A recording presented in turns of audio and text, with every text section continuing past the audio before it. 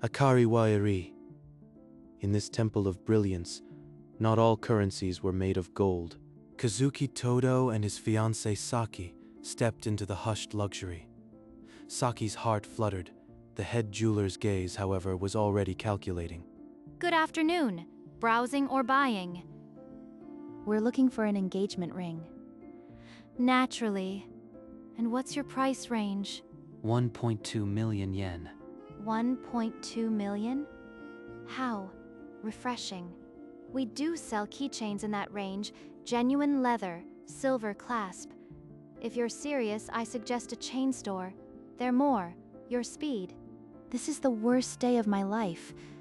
Why did I think he could afford a place like this? Everyone is judging us. I'd like to see that one. The centerpiece. The ring worth 4 million yen. She spun to retrieve the ring, missing the dangerous calm that settled over Kazuki's face. Behold, 4 million yen. A real ring. Feel the weight. This is what a proper engagement looks like. Where does the stone come from? Its origin interests me. Does it matter? South Africa, Botswana, somewhere reputable. Why do you ask? Don't you trust our sourcing? I'd like to see the certificate of origin. Is that a problem? Certificates are for serious buyers with approved financing. Are you planning to purchase this ring today, or just wasting our time? Kazuki, please, you're making it worse. I just want to get the ring and go. Tomomi hesitated, but her professional instinct warred with her contempt. The manager had warned about customer complaints. Certificate of origin. Mine source. Hokuto mining. Grade VVS1. Color D. The name, unfamiliar to Tomomi, was etched in the stone's very carbon, a name that would soon upend this entire boutique. Hokuto? Never heard of it. Probably some minor supplier from some backwater. Now, shall we ring this up, or are you going to keep asking questions? Hokuto mining? Interesting. My father used to speak highly of them. Your father? Oh dear, has mining taken a sentimental turn? I assure you, Hokuto is completely beneath this establishment's radar. He's dragging this out. I can't bear everyone's stares anymore. Please, let's just go. I'd like to speak with someone from corporate. Whoever oversees your supply agreements. Corporate? Over a certificate? That's highly irregular. Nothing here warrants such a step. I disagree. I think it warrants it very much. Kazuki withdrew a simple business card from his denim jacket, placing it on the counter between them. A business card? What am I supposed to do with this? File it in our troublesome customer's drawer? Read it, then call your corporate office. I'll wait. Tomomi's smirk didn't falter as she picked up the card, not yet bothering to read it. Hokuto Mining. President Todo? That can't be right. The name on the card matched the certificate she had dismissed moments ago. Her smirk, finally, shattered. Kazuki's face hasn't changed, but something terrible just happened to her. What's on that card? I need to get the manager. Please, wait here. Don't leave. The store manager materialized, face drained of color. He bowed during his approach, words stumbling. Without waiting for an explanation, he gestured toward the back, and Kazuki followed as if he had done so 100 times before. Kazuki? Why is he bowing? What did you do? Not yet, Saki. Just stay with me. I'll explain everything soon. They passed through a door marked private, the soft lighting of the boutique giving way to the stark fluorescent of corporate reality. Behind them, Tomomi still hadn't moved, the business card leaving an imprint in her clammy palm. In the cramped back office, the manager's apologies came fast and shallow. He dialed corporate without another question. The voice on the speaker agreed immediately, a meeting at Akari headquarters, tomorrow at 10. A meeting with the CEO? Why does Kazuki have that power? Nothing today makes sense. They stepped back into the golden glow of the boutique, past a still frozen Tomomi, and out into the Roppongi evening. Stop walking, Kazuki. Don't you dare walk away from me after that. What exactly is Hokuto Mining? Saki, I can explain. It's my father's company. I was going to tell you everything at the right time. The right time? You told me you were an accountant. I defended you against her, and you lied to me the entire time. How long has he been hiding this? What else don't I know about the man I was going to marry? I need to go home. I can't look at you right now. Don't follow me. Kazuki stood frozen, the Roppongi neon blurring into a mockery of the future he'd just lost. The silence of his apartment pressed down like a verdict. On the laptop screen, the Hokuto mining portal still glowed, logged in as principal. Father, did you ever feel like the truth cost you everything? I thought hiding it would protect us. Morning came too quickly. A knock at the door cut through the haze. Saki stood there, her eyes red-rimmed but her gaze steady. I still can't understand why you lied, but if you want any chance at all, you'll tell me the full truth after the company meeting. Come with me to Akari. See what I do there, and then I'll tell you everything. No more hiding, I swear. He's asking me to witness his world.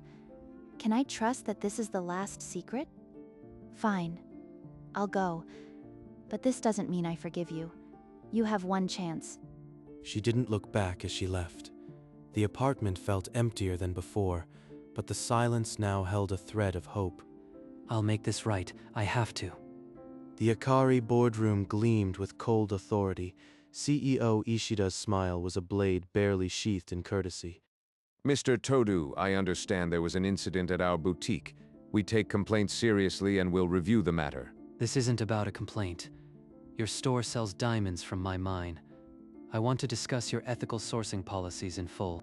Your mine? Our diamonds are conflict-free. Ethical sourcing is standard in this industry. Sir, he inspected the certificate and demanded corporate immediately. He seemed prepared. Show me the full supplier contract. I'll verify those conflict-free claims myself. Contracts are confidential. I won't open them to someone who just walked in. The air grew taut. Saki watched, feeling like a stranger in her own engagement story. Confidential? I'm the principal supplier of Hokuto Mining. I'd say I have a right to see it. Principal? Prove it? Show me evidence you own Hokuto. CEO Ishida snapped his fingers. A subordinate wheeled in the supplier contract, pages thick as winter ice. Hokuto Mining appears throughout. They are one of several suppliers we use. Nothing remarkable. According to this, 60% of your premium stones come from Hokuto. That's not several. That's dependency. Hypothetically, if Hokuto's terms changed, say, requiring full origin disclosure and fair trade premiums, what would Akari do? Our agreement is ironclad. Stop fishing with imaginary what-ifs, Mr. Todo. Kazuki didn't answer. He pulled out his phone, tapped a few keys, and the Hokuto mining portal materialized on the glass. That's the supplier portal, but only the principal has login credentials for that. He rotated the screen toward Ishida. Tomomi's face finished its collapse into ash. Kazuki, what are you doing? His expression is exactly like in the store, like he already knows the ending. The screen glowed with a dashboard that only one person in Japan had the right to access. That's the owner identification page. Only the founder's direct heir can view those access logs. My father founded Hokuto Mining. I inherited it at 22. Every diamond you sell, every ring in this room traces back to my ground. That's impossible. Our supplier agreements were signed with a representative. You're saying the mine owner just walked into a store to buy a ring? So that's why he was calm. He controls the source. But if he's that wealthy, why pretend to be an accountant? I didn't walk in to inspect. I walked in to buy an engagement ring from a store that mocks my budget while selling my own diamonds back to me at 1,000% markup. Tomomi's breathing turned shallow. The diamond brooch on her dress now felt like a confession. I mocked the one person who supplies 60% of our inventory. I told him to buy a keychain. Mr. Todo, please. This was a blatant error. We'll discipline Tomomi. Let's discuss how to make this right. But Kazuki's expression didn't soften. The person who had been insulted at the counter was not the one who would ask for apology. He had every right to crush them, but he's still standing there, not flexing, not yelling. Maybe that's why he hid it, not to deceive, but to protect. From now on, every Hokuto stone sold here must carry the miner's name and a fair trade premium. A premium? That will devastate our margins. Our customers won't pay extra for a miner's name. Then Akari can find a new supplier. Without Hokuto, you lose 60% of your inventory overnight. The silence that followed pressed against the glass walls, a calculation of losses painted on every face. Wait, don't cut us off. We'll accept the terms, but this will be a disaster for our bottom line. Tomomi, your arrogance brought this on us. You'll answer for the losses. Please, I'll do anything. I'll apologize publicly. I'll take a pay cut. Just don't let them destroy me. Kazuki didn't spare Tomomi a glance. His eyes stayed on the CEO, on the contract being amended. He's not punishing her directly. He's changing the whole system. This is who he really is. In the void where revenge could have been, a fair trade supply chain took its first breath. Tomomi, you are suspended, pending a full review. Clear your counter by end of day. Kazuki and Saki passed Tomomi without a word, her silent sobs swallowed by the closing elevator doors. Outside, the Tokyo sky bruised into twilight. Saki pulled her hand free, and the distance between them felt like a canyon. You just sat there calm while they begged. Who are you? I don't recognize the man I've been dating for 2 years. Saki, I'm still me. The money was never the point. I hid it because I've seen what wealth does to people. It makes them see a bank, not a person. I am not other people. I would have loved you the same. But I can't love a question mark. I know. No more secrets. Ever. From this moment on, you know everything I own. Everything I am. Just give me the chance to prove that. For a long, suspended breath, she searched his eyes. Then, without a word, she stepped into his arms and let the tears fall. Don't ever lie to me again. I mean it. Or I walk. Never. A quiet cafe tucked away from Roppongi's glare. Warm wood, the scent of coffee, and the first honest conversation they'd had in days. When I was 20, a girlfriend found out about Hokuto. She asked for a car. Then another wanted a condo. They never saw me. You were afraid I'd be the same. That's why you hid it. I wanted you to love the accountant, the guy who shares his lunch, not the mine. So I waited too long. I did. And I still do. The accountant, the mine owner, it's still you. She reached across and knotted her hair tie around his ring finger, a thin, pale yellow band. Then let's start over, right here. Kazuki Todo? Will you marry me with a ring that means something? You're proposing with a hair tie? Yes. But this time we'll find a ring together, from a small shop where every stone has a story. Through the window, the city lights began to blink awake. But inside, the only glow was the quiet certainty of a promise kept. Tucked in a narrow side street, the jeweler's shop smelled of old wood and polish. A bell chimed as they entered. The elderly jeweler's hands, mapped with age, lifted a tray of simple gold bands. No spotlights, just sincerity. This one? It's not flashy, but it feels honest. Can you engrave the inside? I want a name. The slip of paper bore 4 words, mined by Hiroshi Tanaka. A name from his mine, a life from the earth. A miner's name, not his. He's binding our love to the very hands that unearthed it, Kazuki. I've never been more certain about us. This ring won't just be ours. It'll belong to everyone who made it possible. That's the kind of legacy I want.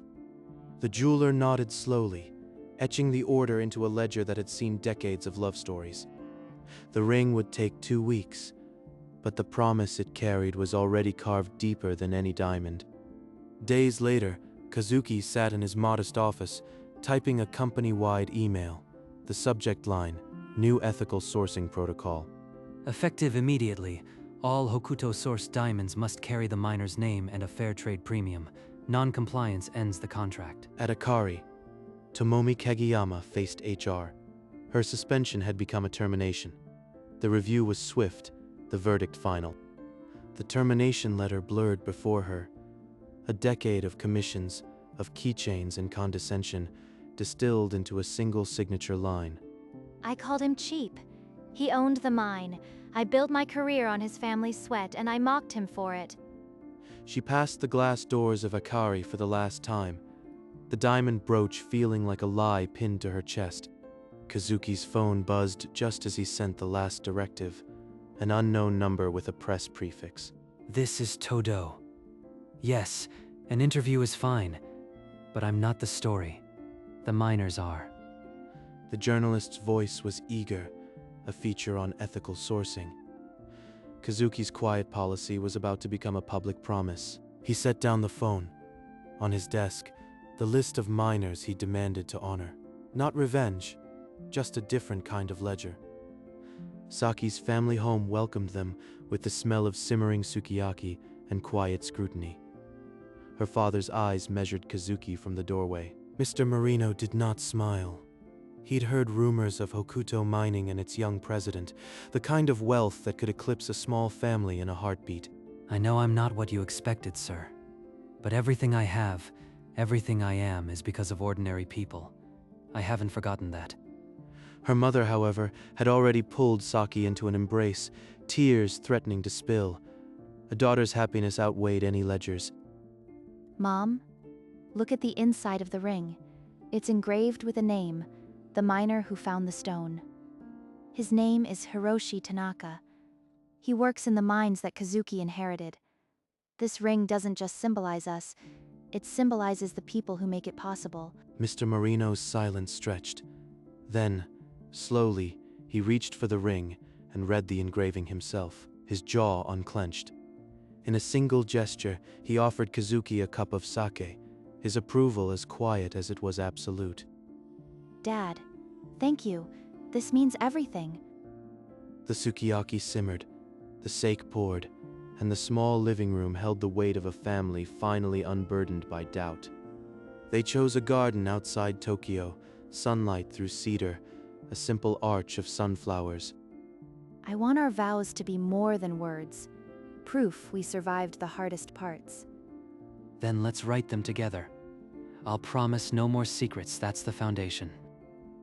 At the jeweler who had engraved her engagement ring, they ordered plain gold bands, inside each, the same 4 words. Hiroshi Tanaka will be at our wedding. I want him to see that his work holds more than stone. Saki's dress fitting came quiet, her mother adjusting the hem, her reflection a portrait of calm resolve. I remember the girl who almost fled that store. She's still here, but she's not afraid anymore. The night before, Kazuki sat alone, the rings resting on the table, not a billionaire's display, but a symbol built by sweat and honesty. Tomorrow, I'll stand in front of everyone. But the only thing I need to prove is already on her finger. Somewhere, a mind shift ended. Hiroshi Tanaka cleaned his hands, unaware that tomorrow his name would be spoken in a garden with love. The garden fell silent. Sunflowers trembled in the breeze as Saki Marino stepped onto the cedar aisle, her hand resting on her father's arm. Kazuki waited at the arch, his navy jacket replaced by a simple dark suit, but his eyes, calm and certain, had not changed. The girl I nearly lost in a jewelry store is walking toward me. I will never hide from her again. Kazuki, I promise no more questions I'm afraid to ask. I promise to trust the man you've always been. Saki, I promise no more secrets, not about my past, my money or my fears. I promise to bring the truth home every day. He slid the band onto her finger, gold that had once been earth, engraved with 4 words, mined by Hiroshi Tanaka. The minister smiled. Kazuki and Saki turned, not as 2 individuals, but as a single promise. Hiroshi Tanaka, a miner, a stranger, had his name spoken in a wedding garden, and in that moment the stone in Saki's ring became a living thing. I didn't marry wealth. I married a man who knows the names of the people who built his world. The sun set over the garden, and for the first time, the ring on her finger felt heavier than any diamond in Roppongi. The reception glowed with string lights and cedar scent. Kazuki rose, microphone in hand. He didn't look nervous, he looked ready. When Saki and I first walked into Akari, the jeweler laughed at my budget. She didn't know the stones came from my ground. But that day I saw a miner's name on the certificate. Hiroshi Tanaka. A man I'd never met whose hands built everything I own. So I put his name in our rings. Because this marriage isn't just about us, it's about the people who make love possible. Saki's hand rested on the table, the engraving facing the guests. Her mother pressed a tissue to her eyes. Even Mr. Marino's stoic face softened. He names the miner before himself. That's the man I married. Applause erupted, not for a billionaire, but for a boy who remembered where diamonds come from. The couple stepped into the evening, the ring a quiet anthem for the hands that dug it from the dark. Months after her termination, Tomomi stood behind a department store counter, selling discount watches. The nameplate read, Temp Staff. During her break, she scrolled through news on her phone. The business headline made her hands tremble. Hokuto Mining Ethical Initiative wins prestigious industry award. Beneath it, a wedding photo. The couple she once mocked, beaming under an arch of sunflowers. They're celebrating rings engraved with miner names while I'm selling plastic watches. The article quoted a miner. Mr. Todo knows our names. He visits the mine. I called him cheap. I told him to buy a keychain. He didn't even get angry. He just changed the rules. A single tear traced her cheek, falling onto the screen, smudging the newlywed smiles. I spent my career selling elegance while forgetting what made it real. And now I have nothing. She locked her phone and returned to her counter, the diamond brooch long gone from her dress. Outside, the city hummed. The woman who once mocked a budget had become a footnote in someone else's love story. The mountain road ended at Hokuto Mining. Kazuki's inheritance, carved into stone, echoed with the sound of picks. This is where it begins. Before any store, before any price tag, just earth and effort. A weathered man in safety gear stepped out of the tunnel light. His eyes held decades of darkness. Hiroshi Tanaka? We came to thank you. Your name is inside our rings. He took her hand gently, squinting at the engraving. 20 years in the mines, and no one had ever asked his name, let alone written it in gold. He didn't speak, but the tremor in his calloused fingers said everything. Every diamond we sell now carries the miner's name. You're not invisible anymore. The crew gathered. Hard hats came off. A photograph was taken, not of a president and his workers, but of a family who dug love from the ground. As they walked back out, Saki looked at her ring and felt its weight shift, no longer a symbol of marriage alone, but of lives intertwined. Hokuto Mountain, silent now, held a promise that began in a jewelry store and ended in the hands that built it. That evening, the Todo apartment held no echoes of boardrooms or boutiques, just the soft rustle of a wedding album. Look at this one. Your speech face. You were terrified. Only until I saw you. Then it was the easiest thing I've ever done. The pages revealed the mine visit, a photograph of hard hats and a couple with no walls between them. Hiroshi's face in that photo. He held my hand like it was made of glass. The frame now rested on the mantel, beside the small ceramic miner Hiroshi had given them. He told me later, he'd never seen his name on anything but a payslip. Now it's in gold. I'm proud of you. Not because you own a mine, but because you never forgot the miners. They kissed, the ring catching lamplight, a promise that had survived secrets, scorn, and the dark of a mountain. Outside, Tokyo glittered. But inside, the only treasure was the quiet certainty of a love built on hard truths and harder hands. The morning sun slipped through the curtains. turning the ring on the nightstand into a sliver of gold. Saki lifted it, tracing the engraved name with her thumb, a habit now as natural as breathing. They entered the park as the day cooled, her hand finding his with the certainty of a vow. Kazuki's ring tapped against hers with each step, a soft metronome for their quiet joy. Saki looked up, the setting sun catching the edges of her smile, the gold in her eyes. The old cedar bench waited in its usual spot, the wood warm from the afternoon sun. He draped his arm over her shoulder, and she leaned into the familiar warmth of him. The ring glowed on her finger, the engraving burning bright in the day's last light. They sat in the hush, the world winding down around them, content in the simple fact of each other. A stone born from the earth, shaped by hard work, now a promise kept.